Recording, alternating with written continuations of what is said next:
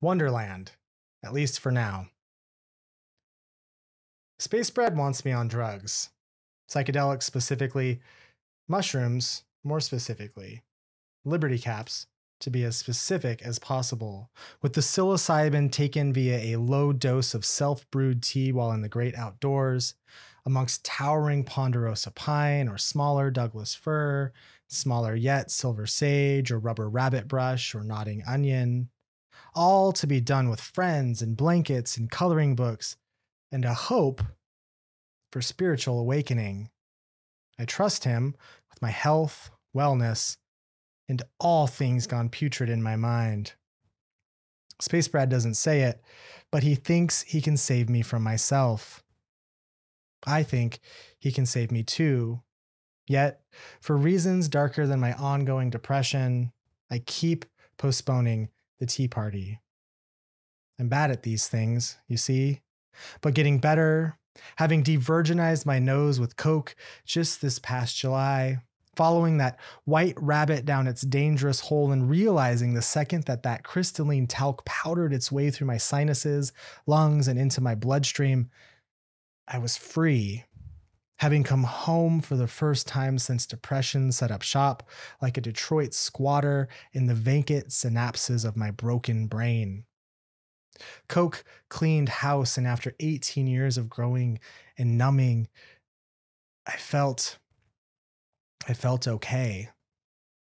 I felt content in others' company, conversing, smiling, dancing, and dreaming and thinking about sex, taking counsel with the Mad Hatter and his cohort, till 5 a.m. Vegas offered me a Mojave high desert sunrise like no other awakening heretofore.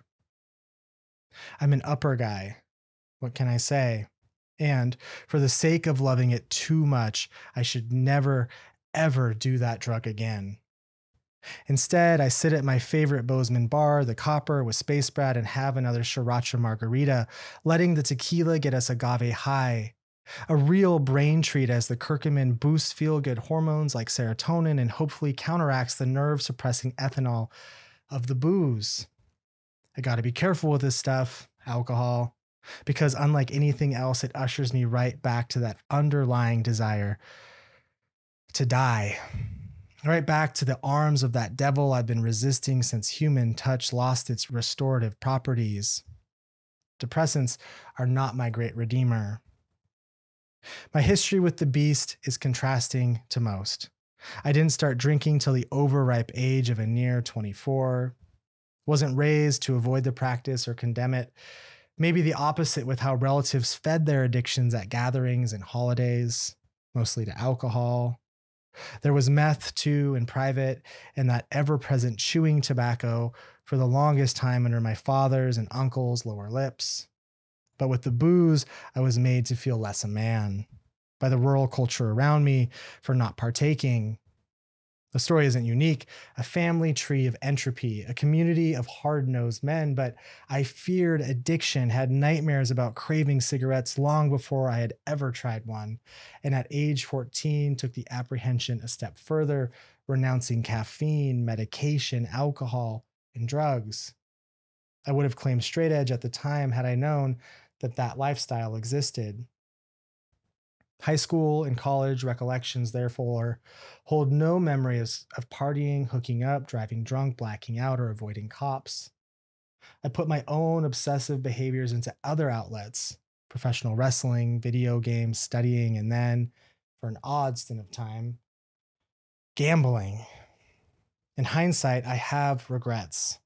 There is a certain level of adolescent charm missing from that era of my life. When I did take up drinking with the vehemence that only the death of a long-term relationship can induce, Space Brad told me something. We need vices, Tyler. How else do we keep God's attention? Look at Job. Perfection isn't the goal here. I smoked pot for the first time that summer in Amsterdam, took ecstasy at Burning Man years later, and now just booze, sans the occasional bump. I've learned to keep God's attention. 8 years gone since abandoning that attempt at perfection and order another margarita. This has become my limited wonderland, at least for now.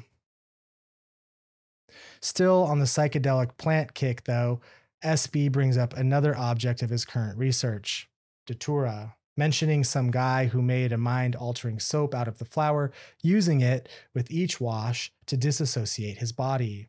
The poison, when used correctly, gets you high. Otherwise, it kills. He pulls out his phone and makes a quick Google. The image is striking, a trumpet-like white flower rising skyward from deep green toothed leaves. Experts classify 9 species, some only blooming at night, called so elegantly a name, moonflower, and some with a slight spiral to them, hypnotizing like a snake before striking. Some animals, though, have formed a symbiosis to the poisonous alkaloids, like the sphinx moth, which takes refuge in the plant, pollinating while eating. The poisons accumulate without killing the moth, then making it less savory to predators, a psychedelic defense. Brad then mentions the tea party again and how we need to set a hard date to go further down the rabbit hole. That's right when Sadie walks in, freshly engaged and eager to inform us of the happenings, the way Isaac proposed. I listen, though absent, and she can read the indifference in my eyes. My friends are growing up without me, and she's hurt, rightfully so. But I can't feign looking to the heart of her happiness and reciprocate that Cheshire ruby red grin. I can, however, if depression has taught me anything, slowly disappear like that cat, always leaving a scene when my overactive, ruminative mind gets unbearable. But now, with all socially awkward moments, since that first journey with the white rabbit, thoughts drift back to cocaine, how it would fix everything, make me genuinely excited for her, eager to ask questions and show love, my brain fully active. And I wish that this was a coke town instead of a pot and meth and mouth tobacco town. So I take a beat, heading to the restroom, if anything, to splash water on my face, to wash my hands and ponder the possibilities of Datura, its power to blur reality with fantasy, to hallucinate this world back to good and find a poison that could protect me, to somehow keep God's attention. I'm bad at these things, you see.